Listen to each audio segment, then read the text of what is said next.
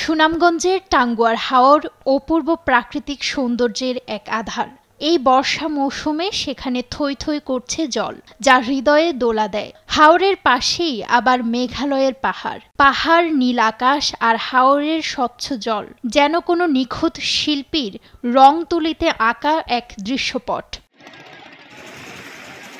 এই হাওরের বুকে ভেসে বেড়ায় লাল নীল রঙের ৬০০টি বড় ও ছোট হাউসবোট, যা ঘুরে দেখার মজাই আলাদা।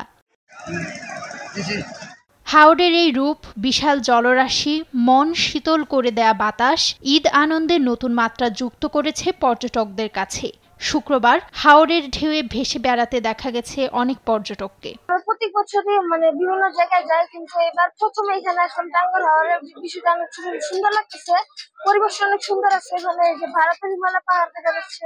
এদিকে ঈদের সপ্তম দিনেও পর্যটকদের উপচে পড়া ভিড় বিশ্বের দীর্ঘতম সমুদ্র সৈকত কক্সবাজারে। সকাল থেকে গভীর রাত পর্যন্ত জমজমাট সৈকত এলাকা। এর ইতিবাচক প্রভাব পড়েছে হোটেল মোটেল থেকে শুরু করে রেস্তোরাঁ, শপিং স্পট আর পরিবহন খাতে।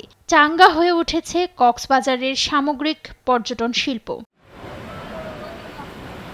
বিশ্বের দীর্ঘতম সমুদ্র সৈকতের সৌন্দর্যে মুগ্ধ হাজারো পর্যটক। আমাদের দেশের অনেক সুন্দর একটা ঐতিহ্য হচ্ছে কক্সবাজার, বিশাল সমুদ্র সৈকত। অবশ্যই এখানে বারবার সব মানুষকেই টানে।